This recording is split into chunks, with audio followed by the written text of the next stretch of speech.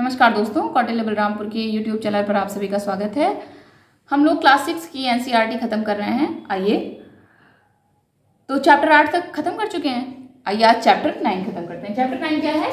व्यापारी, राजा और तीर्थयात्री। एक कहानी से चैप्टर की शुरुआत होती है। जागनी अपने गांव के मेले में आस लगाए बैठी है। स्टील के चमकदार बर्तन, रंग बिरंगी प्लास्टिक की बाल्टियां, शोक रंगों के फूलों के प्रिंट वाले कपड़े, चाबी से चलने वाले मजेदार खिलौने, उसको ये सब बहुत अच्छा लगता है। इन चीजों को बेचने वाले दुकानदार बसों और ट्रकों पर आते थे और रात को अपना सामान समेटकर वापस चले जाते थे। जागनी को हैरानी होती थी, मतलब उसे लगता था कि ये लोग हमेशा इस तरह क्यों घूमते रहते हैं। उसकी माँ ने बताया कि वो लोग क्या थे? व्यापारी थे। वे चीजों को उन जगहों से खरीदते थे जहां ये बनाए जाते थे और फिर उन्हें मेलों में बेचते थे। ठीक, अब कहानी आगे बढ़ती है। व्यापारी, एक शब्द उसमें आया है व्यापारी। तो देखिए क्या है व्यापार और व्यापारियों के बारे में जानकारी। देखिए चैप्टर 8 में आपको बताए थे काले पॉलिश वाले बर्तन के बारे में ना, आप पढ़े हैं। ये खूबसूरत बर्तन खास तौर से इनकी कटोरियां, थालियां इस उपमहाद्वीप के अनेक पुरातन स्थलों से मिली हैं। सवाल उठता है कि इन जगहों पर ये बर्तन कैसे पहुंचे होंगे? जो सुंदर सुंदर बर्तन बने हैं ये कैसे इस जगह पे आए होंगे? ऐसा अनुमान लगाया जाता है कि जहां ये बनते थे वहां से व्यापारी इन्हें ले जाकर अलग अलग जगहों पर बेचते थे। जहां से कहीं से इनको बनाया जाता था, फिर ये व्यापारी कहीं से खरीदते थे, फिर कहीं अन्य जगह पे ले जाके बेचते थे। दक्षिण भारत सोना, मसाले और खासतौर पे काली मिर्च, कीमती पत्थरों के लिए प्रसिद्ध था। जो दक्षिण भारत है वो इन सब चीजों के लिए प्रसिद्ध था। काली मिर्च की रोमन साम्राज्य में इतनी मांग थी कि इसे काले सोने के नाम से जाना जाता था। मसलन जो काली मिर्च है वो, क्योंकि आप जानते हैं काली मिर्च एक मसाले के तौर पर प्रयोग होता है और खाने को टेस्टी बनाता है। रोमन साम्राज्य में इतनी ज़्यादा मांग थी कि काली मिर्च को काला सोना कहते थे, इतना कीमती हुआ करता था। व्यापारी के सामानों को समुद्री जहाजों और सड़कों के रास्ते रोम पहुंचाते थे और दक्षिण भारत में ऐसे अनेक रोमन सोने के सिक्के मिले हैं। इससे हम लोग गैस मारते हैं कि रोमन सोने के सिक्के मिले हैं, इसका मतलब है कि उनको बेचा जाता था। वो व्यापारी यहाँ आते थे, यहाँ से खरीदते थे और हमें रोमन के सिक्के देते थे दक्षिण भारत में। इससे यह अंदाजा लगाया जाता है कि उन दिनों रोम के साथ बहुत अच्छा व्यापार चल रहा था। इसी से गैस लगाया जा सकता है कि रोम के साथ व्यापार बहुत अच्छा खासा चल रहा था।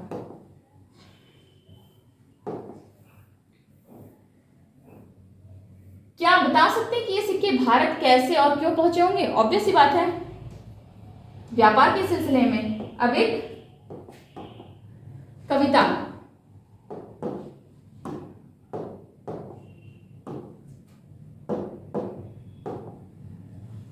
व्यापार से जुड़ी एक कविता है।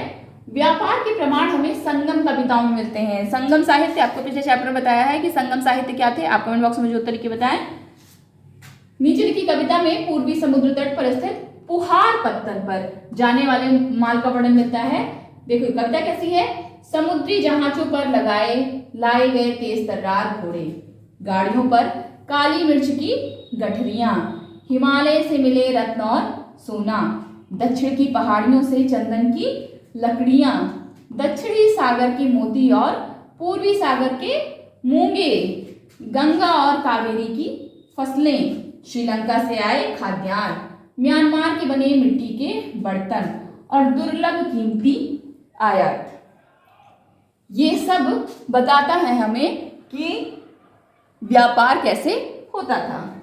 अब आपको करना क्या है, ये जो कविता है इसमें जितनी भी चीजें लिखी हुई हैं, जैसे क्या क्या लिखा हुआ है, तेज तर्रार घोड़े, काली मिर्च, रत्न, सोना, चंदन की लकड़ी, मोती, पूर्वी सागर के मूंगे, गंगा कावेरी की फसलें, श्रीलंका से आए खाद्यान्न, मिट्टी के बर्तन, दुर्लभ कीमती आयात, इन सब की लिस्ट बनाइए और सोचिए जरा कि आप बता सकते हैं कि सारी चीजें किस उपयोग में लाई जाती थी।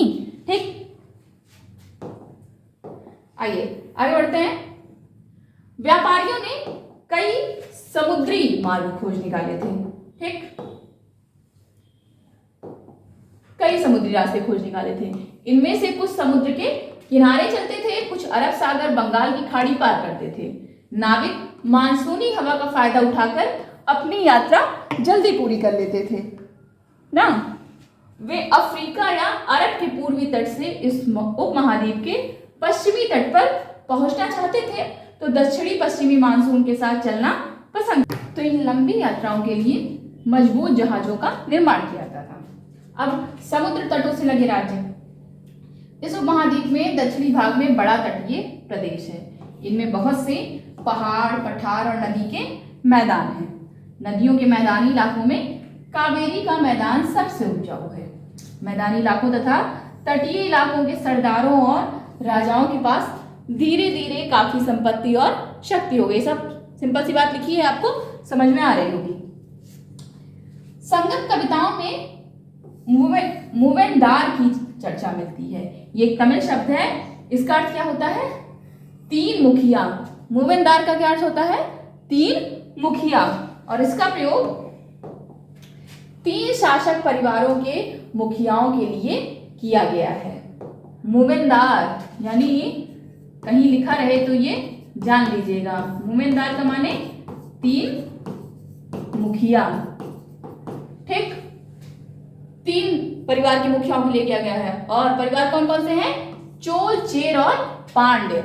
ये प्रश्न पूछा जाता है कि संगम काल में कौन कौन से वंश शामिल है? तो चेर, चोल और पांड्य, यही तीनों संगम काल में शामिल हैं। ठीक, जो करीब 2300 साल पहले दक्षिण भारत में काफी शक्तिशाली माने जाते थे। चेर, चोल, पांड्य। इन तीन मुखियाओं के अपने दो दो सत्ता केंद्र थे। इनमें से एक तटीय हिस्से में और दूसरा अंदरूनी हिस्से में था। इस तरह 6 केंद्रों में से 2 बहुत महत्वपूर्ण थे। एक चोलों का पत्तनकुहार या कावेरी पट्टनम और दूसरा पांड्यों की राजधानी मदुरै। ये 2 इंपॉर्टेंट केंद्र थे। ठीक है, ये मुखिया लोगों से नियमित कर के बजाय उपहारों की मांग करते थे, यानी गिफ्ट की मांग करते थे।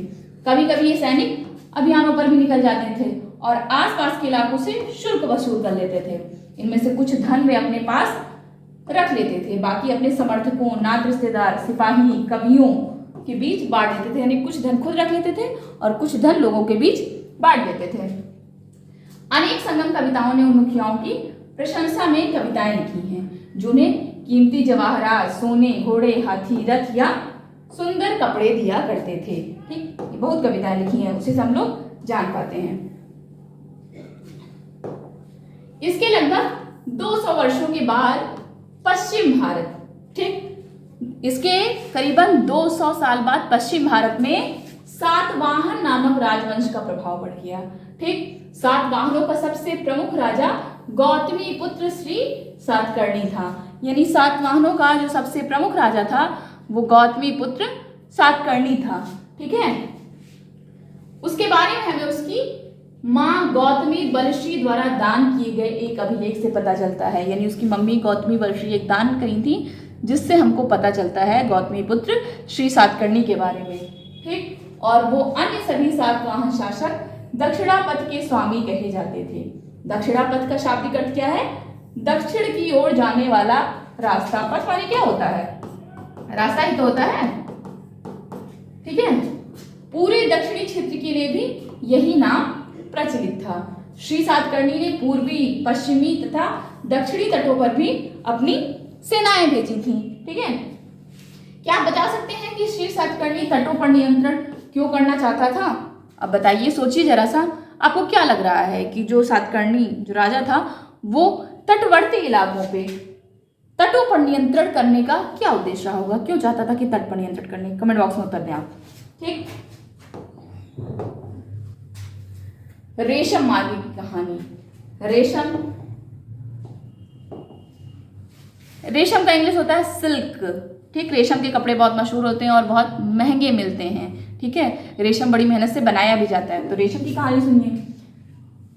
कीमती चमकीले रंग और चिकनी मुलायम बनावट की वजह से रेशमी कपड़े अधिकांश समाज में बहुमूल्य माने जाते हैं। आज भी कि रेशमी रुमाल, रेशमी कपड़े, रेशमी दुपट्टा, इन सब पे गाने भी बहुत सारे बने हुए हैं। क्यों?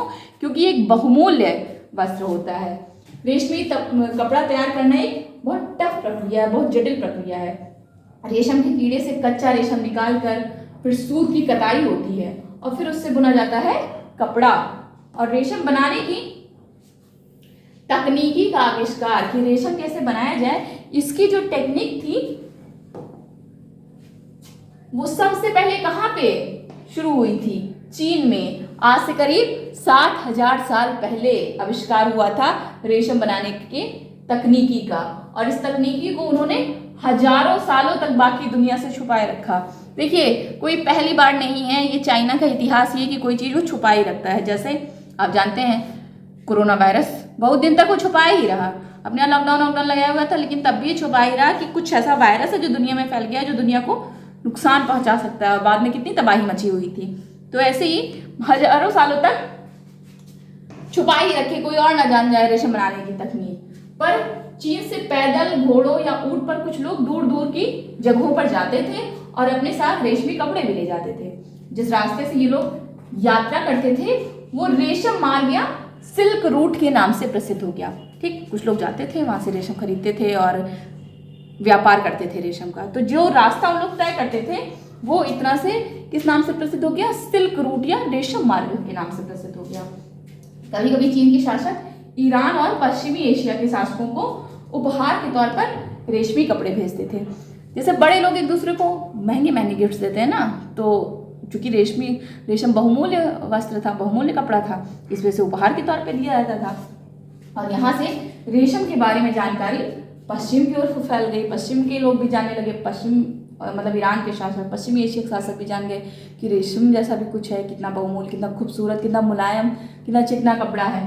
ठीक, और करीब 2000 साल पहले रोम के शासकों और धनी लोगों के बीच रेशमी कपड़ा पहनना एक फैशन बन गया कि अगर कोई रेशमी कपड़ा पहने हुए है तो इसका मतलब है कि वो अमीर है, वो धनी धनी वर्ग का है। इसकी कीमत बहुत ही ज्यादा होती थी क्योंकि चीन से इसे लाने में दुर्गम पहाड़ी और रेगिस्तानी रास्तों से होकर जाना पड़ता था। यही नहीं, रास्ते के आसपास रहने वाले लोग व्यापारियों से यात्रा शुल्क भी मांगते थे। ठीक,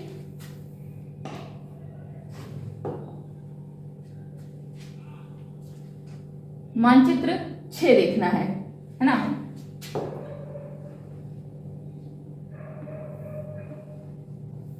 पेज नंबर 76 77, यानी ये पिछले चैप्टर में है, क्योंकि ये पेज नंबर 94 है, पिछले चैप्टर में है। ठीक, आप पिछले चैप्टर का मानचित्र खोल के बैठिए, देखिए। ठीक,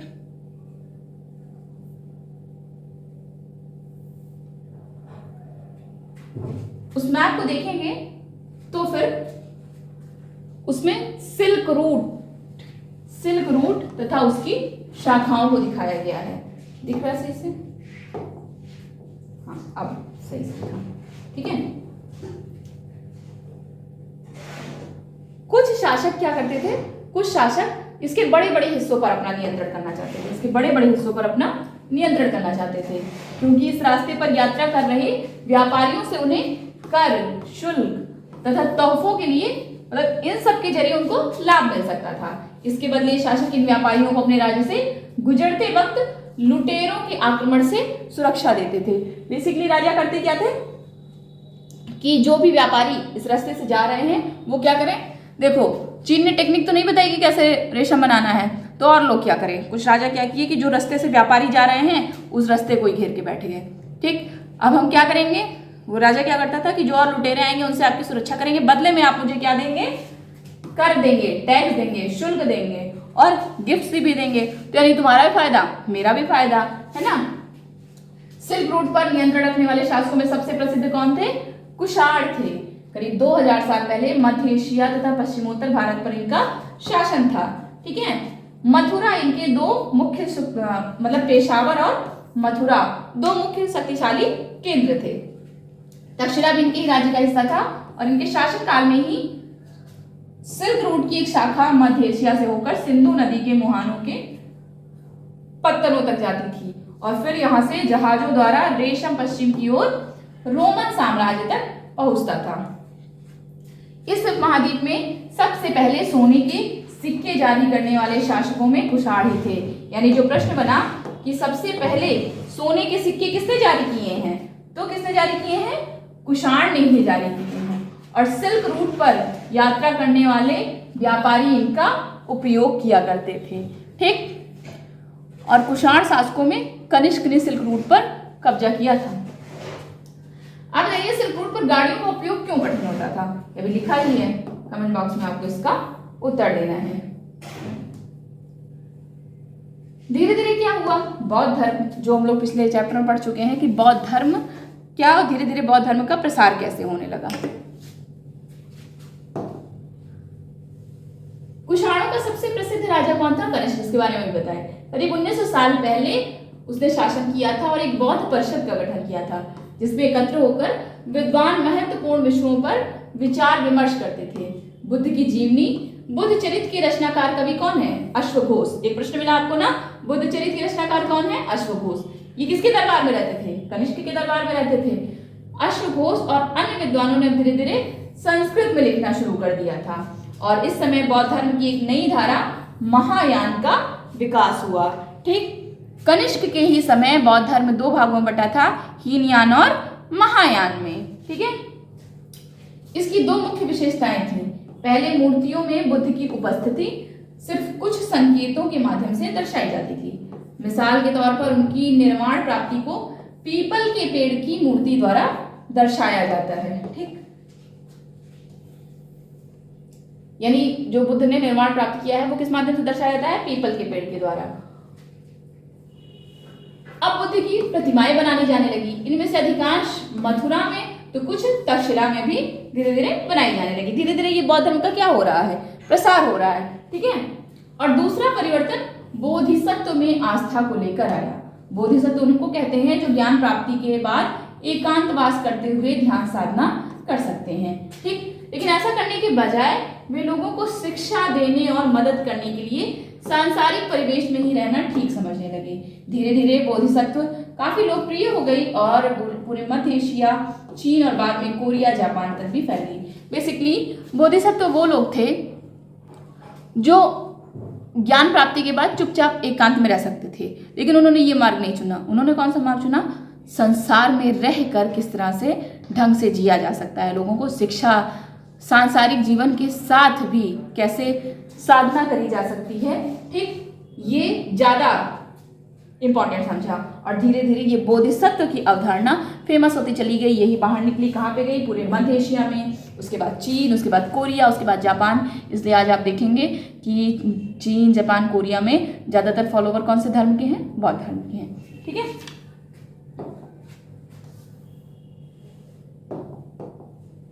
बौद्ध धर्म का प्रसार पश्चिमी और दक्षिणी भारत में हुआ, जहां बौद्ध भिक्षुओं के रहने के लिए पहाड़ों में दर्जनों गुफाएं खोदी गई थी। ठीक,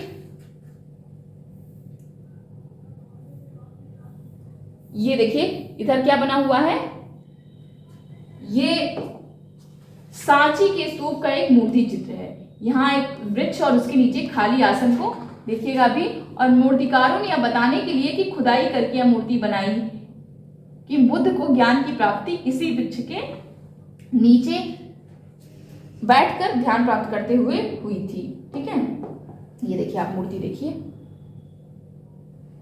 ये एक तरह से एक ये वृक्ष, ये देखिए ये वृक्ष दिख रहा है, ये वृक्ष बनाया, इसी वृक्ष के नीचे बैठ के बुद्ध को ज्ञान की प्राप्ति हुई थी। ये आपको दिख रहा होगा फोटो में। ठीक, ये धीरे धीरे ऐसे ही बौद्ध धर्म फैला है। इनमें से कुछ गुफाएं जो थी राजा और रानियों के आदेश पर बनाई गई, तो कुछ व्यापारियों तथा कृषकों द्वारा। इनमें से ज्यादातर गुफाएं पश्चिमी घाट के दर्रों के पास बनाई गई थी। दक्कन के शहरों और तटों के समृद्ध बंदरगाहों और इन्हें जोड़ने वाली सड़कें भी इन्हीं दर्रों से होकर गुजरती थी। ऐसा लगता है कि यात्रा करने वाले व्यापारी इन गुफाओं वाले मठों में विश्राम के लिए रुकते थे, इससे यही पता चलता है। ठीक, बौद्ध धर्म दक्षिण पूर्व की ओर श्रीलंका, म्यांमार, थाईलैंड, इंडोनेशिया सहित दक्षिण पूर्व एशिया के अन्य भागों में भी फैला। तो जैसे कि आप देख सकते हैं कि बौद्ध धर्म जिसकी ओरिजिन कहाँ है, भारत में हुई थी, वो धीरे धीरे कितने जगह फैल गया, पूरा चीन, Japan, Korea, Sri Lanka, Myanmar, Thailand, Indonesia और दक्षिण पूर्व एशिया के कई अन्य भागों में धीरे धीरे बौद्ध धर्म का प्रसार हुआ।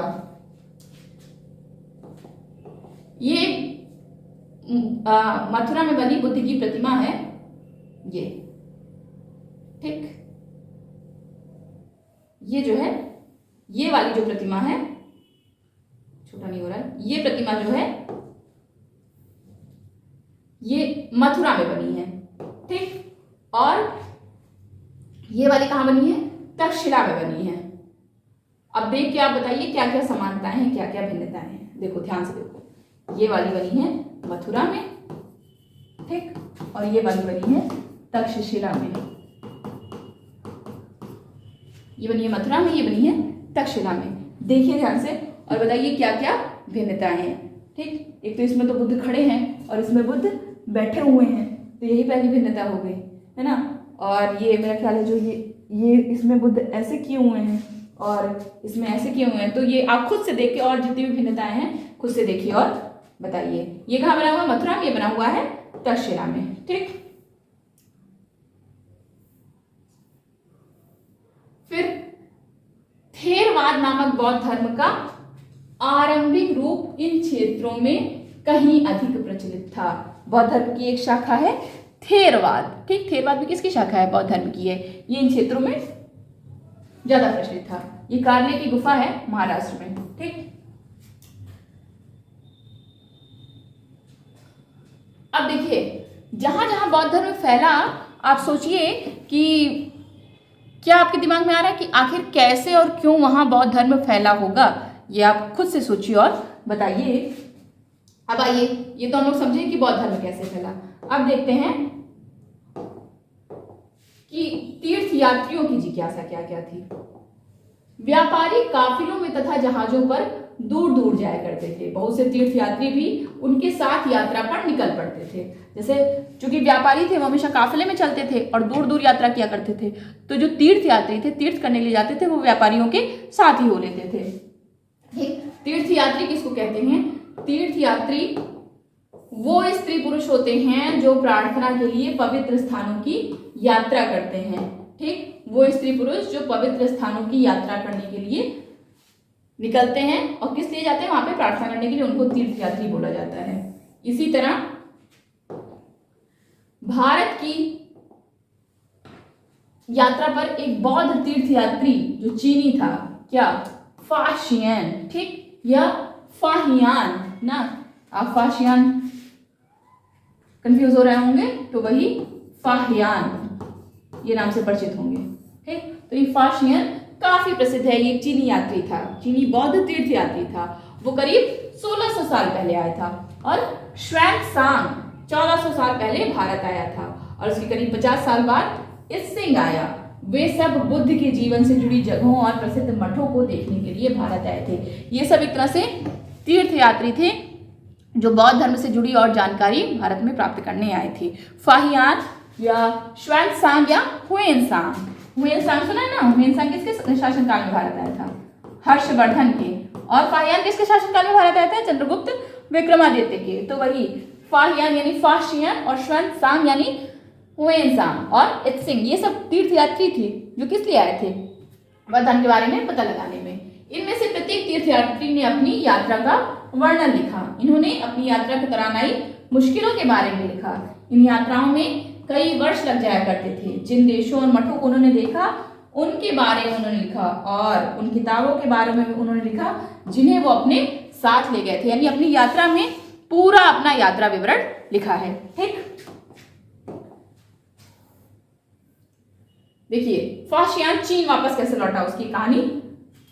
फाशियन ने अपने घर चीन वापस लौटने के लिए अपनी यात्रा बंगाल से शुरू की और व्यापारियों के एक जहाज पर चढ़ा। मुश्किल से वे 2 दिन ही चल पाए थे कि एक समुद्री तूफान में फंस गए। व्यापारी अपने जहाज को डूबने से बचाने के लिए उसमें से अपने माल को फेंककर जहाज को हल्का करने की कोशिश करने लगे। फाशियन ने भी अपने सामान को तो फेंक दिया पर अपनी उन पांडुलिपियों और बुद्ध की मूर्तियों को नहीं फेंका जिन्हें उसने अपनी भारत यात्रा के दौरान संकलित करी थी। अंततः 13 दिनों के बाद आंधी रुकी और उसने समुद्र का वर्णन इस प्रकार किया है। समुद्र असीम है, सूर्य, चांद या तारों की गति को देखे बिना यह पता लगा पाना असंभव है कि पूर्व किधर है या पश्चिम किस दिशा में है। अगर बरसात और अंधेरा हो तो जहाज को हवा के रुख में ले जाने के अलावा और कोई चारा नहीं है। जावा पहुंचने में उसे 90 दिन से भी ज्यादा लगे। वो वहां पे 5 महीने के लिए रुका। इसके बाद दूसरे व्यापारी जहाज में चढ़कर वो चीन पहुंचा था। ठीक है, ये उस यात्रा में आई कठिनाई के बारे में उसने लिखा है कि कैसे उस समय की यात्रा में कठिनाई हुआ करती थी। ठीक, अब ये आप बताइए कि फाशेन अपनी पांडुलिपियों और मूर्तियों को क्यों नहीं फेंकना चाहता था। कमेंट बॉक्स में आप बताइए। बड़ा आसान सा उत्तर है कि और बाकी सामान को फेंका, लेकिन जो पांडुलिपि यानी मैन्युस्क्रिप्ट, जो लिखी हुई रचनाएं थी, हाथ से लिखी हुई रचनाएं, और जो बुद्ध की मूर्ति थी उसको नहीं फेंका और बाकी सामान फेंक दिया। तो क्यों उसको नहीं फेंका? ठीक है, ऐसे ही श्वेनसांग यानी ह्वेनसांग भूमार्ग से उत्तर पश्चिम और मध्य एशिया होकर चीन वापस लौटा। उसने सोने, चांदी और चंदन की लकड़ी बनी बुद्ध की मूर्तियां तथा 600 से भी ज्यादा पांडुलिपियां एकत्र करी थी। इन्हें वह लगभग 20 घोड़ों पर लाद कर ले गया, पर इसमें से 50 पांडुलिपियां उस समय खो गई जब सिंधु नदी पार करते हुए उसकी नाव उलट गई। ठीक है, सिंधु नदी जब पार कर रहा था तो उसकी नाव पलट गई और 50 पांडुलिपियां उसकी खो गई जो उसने लिखा था। अपने जीवन का बाकी हिस्सा उसने बची हुई पांडुलिपियों का संस्कृत से चीनी अनुवाद करने में लगा दिया। ठीक, जो पांडुलिपियां लेके गया था संस्कृत में जो कि लिखी हुई थी, तो 50 तो खो गई, उसकी नाव पलट गई थी, तो जो बची हुई उसके पास पांडुलिपियां थी उन सब का अनुवाद करने में उसने अपने जीवन का बाकी हिस्सा लगा दिया। ये सब ह्वेनसांग के बारे में लिखा है। नालंदा शिक्षा का एक विशिष्ट केंद्र। ये श्वेनसांग नहीं है, ह्वेनसांग। ठीक, ये ह्वेनसांग ही श्वेनसांग है। श्वेनसांग तथा अन्य तीर्थ यात्रियों ने उस समय के सबसे प्रसिद्ध बौद्ध विद्या केंद्र नालंदा बिहार में अध्ययन किया। उसने नालंदा के बारे में इस प्रकार लिखा है कि यहाँ के शिक्षक योग्यता तथा बुद्धि में सबसे आगे हैं। बुद्ध के उपदेशों को वह पूरी ईमानदारी से पालन करते हैं। मठ के नियम काफी सख्त हैं जिन्हें सबको मानना पड़ता है। पूरे दिन वाद विवाद चलते ही रहते हैं, जिससे युवा और वृद्ध दोनों ही एक दूसरे की मदद करते हैं। विभिन्न शहरों से विद्वान लोग अपनी शंकाएं दूर करने यहाँ आते हैं। नए आगंतुकों से पहले द्वारपाल ही कठिन प्रश्न पूछते हैं। उन्हें अंदर जाने की अनुमति तभी मिलती है जब वे द्वारपाल को सही उत्तर दे पाते हैं। 10 में से 7-8 सही उत्तर नहीं दे पाते हैं। ठीक, ये नियम था पूरा। कहाँ, यानी जो नालंदा विश्वविद्यालय थे वहां के शिक्षक हो या बच्चे हो, सब बुद्धिमत्ता में बहुत आगे थे। अब आप बताइए, श्वेनसांग नालंदा में क्यों पढ़ना चाहता था? ठीक, क्यों ही पढ़ना चाहता रहा होगा? क्यों? क्योंकि वो बौद्ध शिक्षा का प्रमुख केंद्र था और वो बौद्ध धर्म के बारे में यहाँ जानकारी प्राप्त करने आया था। अब देखिए, धीरे धीरे शुरुआत हुई किसकी? भक्ति की। इन्हीं दिनों देवी देवताओं की पूजा का चलन भी शुरू हुआ। बाद में हिंदू धर्म यहाँ प्रमुख पहचान बन गया। इसमें शिव, विष्णु और दुर्गा जैसे देवी देवता शामिल थे। इन देवी देवताओं को पूजा भक्ति परंपरा के माध्यम से, मतलब इनकी जो पूजा है वो भक्ति परंपरा के माध्यम से करी जाती थी। भक्ति उस समय काफी लोकप्रिय परंपरा बन गई थी। किसी देवी या देवता के प्रति श्रद्धा को ही भक्ति कहा जाता है। भक्ति का पथ सबके लिए खुला था, चाहे वो धनी हो, गरीब हो, ऊंची जाति का हो, नीची जाति का हो, स्त्री हो या पुरुष हो। इसलिए भक्ति एक तरह से पूरी तरह से इक्वालिटी को प्रमोट कर रहा था, क्योंकि भक्ति का मार्ग सबके लिए खुला था। इसलिए आपने देखा होगा कि भक्ति आंदोलन का जो प्रथम चरण है उसमें के जो सबसे महान संत हैं वो दरअसल नीची जात से ही बिलोंग कर रहे हैं। चाहे वो संत रविदास हो, इत्तेफाक से आज संत रविदास की जयंती भी है। ठीक, चाहे वो कबीर हो, ये सब कबीर की तो जाति का ही, इवन कबीर के तो धर्म का ही पता नहीं है, लेकिन कबीर भक्ति आंदोलन के सबसे प्रमुख कवि हैं। ठीक, तो जाति का कोई बर्डन नहीं था। भक्ति मार्ग की चर्चा हिंदुओं के पवित्र ग्रंथ भगवत गीता में करी गई है। ठीक, भगवत गीता जो है वो महाभारत का एक हिस्सा है। ठीक, महाभारत महाभारत के रचयिता कौन है? कमेंट बॉक्स में आप उत्तर बताइए। इसमें भगवान कृष्ण अपने भक्त और मित्र अर्जुन को सभी धर्मों को छोड़कर उनकी शरण में आने का उपदेश देते हैं, क्योंकि केवल कृष्ण ही अर्जुन को सारी बुराइयों से मुक्ति दिला सकते हैं। पूजा का यह रूप धीरे धीरे देश के विभिन्न भागों में फैलने लगा। भक्ति मार्ग अपनाने वाले लोग आडंबर के साथ पूजा पाठ करने के बजाय ईश्वर के प्रति लगन और व्यक्तिगत पूजा पर जोर देते थे। ठीक है, ये इधर क्या बना हुआ है? ये वाराह के रूप में विष्णु है। एरड़ मध्य प्रदेश की ये शानदार मूर्ति विष्णु के वाराह रूप की है और पुराणों के अनुसार जल में डूबी पृथ्वी को बचाने के लिए विष्णु ने वाराह रूप धारण किया था। यहाँ पृथ्वी को एक स्त्री के रूप में दर्शाया गया है। ये मूर्ति आप देखिए, ठीक, ये वाराह के रूप में भगवान विष्णु है। ये जल में डूबी पृथ्वी को बचाने के लिए ये रूप उन्होंने लिया था। भगवान विष्णु ने वाराह का अवतार लिया था। ये मूर्ति बनी हुई है। कहाँ पे बनी हुई है? मध्य प्रदेश के एरड़ में बनी हुई है। ठीक, अच्छा, भक्ति मार्ग अपनाने वालों को यह भी मानना है कि अगर अपने आराध्य देवी या देवता की सच्चे मन से पूजा की जाए तो वह उसी रूप में दर्शन देंगे जिसमें भक्त उन्हें देखना चाहता है। इसलिए आराध्य देवी या देवता मानव के रूप में भी हो सकते हैं या फिर सिंह, पेड़ या अन्य किसी भी रूप में। ठीक है, यानी भक्त जिस रूप में भी देखना चाहे अपने आराध्य को वो उस रूप में भी देख सकता है। इसलिए वो मानव रूप में भी हो सकते हैं, शेर, पेड़, अन्य किसी भी रूप में हो सकते हैं। और जैसे जैसे इस विचार को समाज द्वारा मान्यता और स्वीकृति मिलती गई, कलाकार देवी देवताओं की एक से बढ़कर एक खूबसूरत मूर्तियां तैयार करने लगे। जैसे जैसे लोगों को यह एहसास होने लगा कि किसी भी रूप की पूजा हो सकती है, यानी ये देवी देवता मानव रूप में हो सकते हैं और मानव के अलावा वो शेर के रूप में, किसी जानवर के रूप में, किसी भी रूप में, प्रकृति के किसी भी रूप में हो सकते हैं, तो कलाकारों ने एक से एक मूर्तियां गढ़ना शुरू कर दिया। ठीक है, और कहीं ना कहीं हो सकता है जो हमारे कल्चर में हर भगवान का एक सवारी दिखाया गया है वो इसी भावना, मतलब इसी धारणा का परिणाम हुआ हो कि भगवान गणेश की सवारी क्या है? मूषकराज है। दुर्गा माता का सवारी क्या है? शेर है, सिंह है। ठीक है, ऐसे ही भगवान शिव की सवारी क्या है? नंदी बैल है।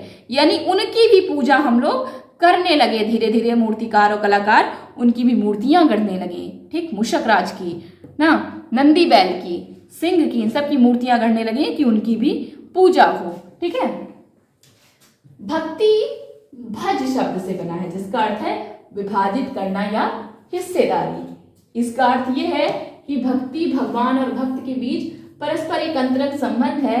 भक्ति भगवत या भगवान के प्रति झुकाव है। भगवत का एक अर्थ ये भी है जो अपने ऐश्वर्य तथा सुख को भक्तों के साथ बांटता है। यानी भक्त या भागवत अपने देवी देवताओं के भक्त का हिस्सेदार होता है। ये मतलब होता है भक्ति का। ठीक है, और देखो एक भक्त द्वारा लिखी गई एक कविता है। अधिकांश भक्ति साहित्य हमें यही बताती है कि धन, ऐश्वर्य, ऊंचे पद के जरिए कभी ईश्वर से आत्मीयता नहीं बन सकती है। ठीक है, कोई बहुत ऊंचा पद हो उससे ईश्वर से आत्मीयता नहीं बन पाएगी। अधिकांश भक्ति साहित्य हमको यही बताते हैं। 1400 साल पहले शिव भक्त अप्पार द्वारा तमिल में लिखी गई कविता का एक अंश है। अप्पार एक वेल्लाल था। ठीक, अब वेल्लाल चैप्टर 8 में आपको बताया कि वेल्लाल क्या है। कमेंट बॉक्स में आप बताइए वेल्लाल किसको कहते थे। ठीक है, नष्ट होते अंगों वाला कुष्ठ रोगी, ब्राह्मणों की नजर में निचली जाति का व्यक्ति, कूड़ा करकट बटोर कर अपनी जीविका चलाने वाला इंसान। अगर ये लोग भी गंगा को अपनी जटाओं में छिपा लेने वाले शिव के दास बन जाएं तो मैं उनकी आराधना करूंगा, क्योंकि वो मेरे ईश्वर समान हैं। ठीक, अब आप जरा बताइए इस कविता से आपको क्या समझ में आता है?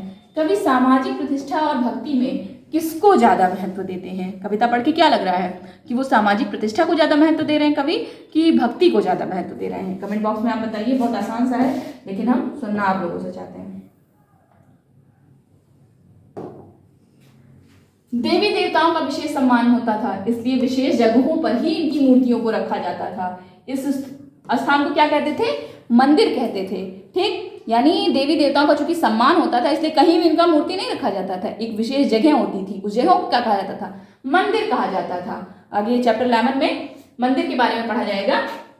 भक्ति परंपरा ने चित्रकला, शिल्पकला और स्थापत्य कला के माध्यम से अभिव्यक्ति की प्रेरणा दी है। ठीक है, अभिव्यक्ति यानी अपने भावनाओं को व्यक्त करना।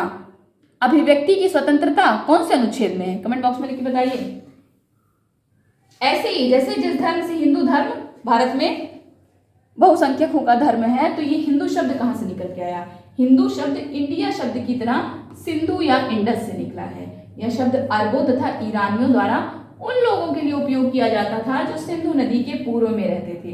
यही शब्द उनके धार्मिक विश्वास तथा सांस्कृतिक परंपराओं के लिए भी प्रयुक्त होता था। ठीक है, आइए ऐसे ही किसी अन्य देश में और ऐसे ही इससे रिलेटेड घटना क्या हो रही थी?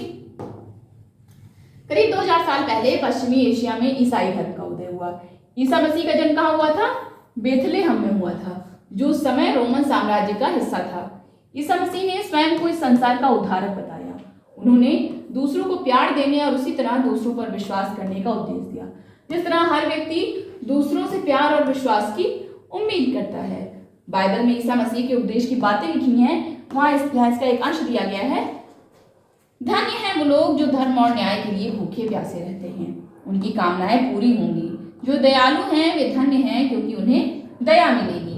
धन्य हैं वो जो दिल से पवित्र हैं, क्योंकि वे ईश्वर के दर्शन कर सकेंगे। धन्य हैं वे जो शांति स्थापित करते हैं, वही ईश्वर की संतान कहलाएंगे। ठीक, ईसा मसीह के उपदेश साधारण लोगों को बहुत पसंद आया और धीरे धीरे यह पश्चिमी एशिया, अफ्रीका तथा यूरोप में फैल गया। ईसा मसीह की मृत्यु के 100 सालों के अंदर ही भारतीय उपमहाद्वीप के पश्चिमी तट पर पहले ईसाई धर्म प्रचारक पश्चिमी एशिया से आए थे। भारत में आने वाला सबसे पहला ईसाई धर्म का प्रचारक कौन था? कमेंट बॉक्स में आप इस बात का उत्तर लिखें और मैप में देखिए और पता लगाइए कि ईसाई धर्म प्रचारक किस रास्ते से भारत आए होंगे। केरल के ईसाइयों को सीरियाई ईसाई कहा जाता है, क्योंकि संभवतः वे पश्चिम एशिया से आए थे। वे विश्व के सबसे पुराने ईसाइयों में से हैं। जो केरल के ईसाई हैं वो सीरियाई ईसाई हैं और ये माना जाता है कि विश्व के सबसे पुराने ईसाइयों में से एक है। यानी ईसाई धर्म भी धीरे धीरे ऐसे ही प्रचलित हुआ और पूरे विश्व में फैला। और आज का चैप्टर यहीं पे समाप्त होता है। ये था चैप्टर 9। आगे हम लोग अगला चैप्टर डिस्कस करेंगे। पूरा आप लोग वीडियो जरूर देख लें, क्योंकि इससे आपका बिल्कुल बेसिक क्लियर हो जाएगा और जितने भी क्वेश्चन हमने कमेंट बॉक्स में पूछे हैं उसका आंसर जरूर दें। Thank you so much.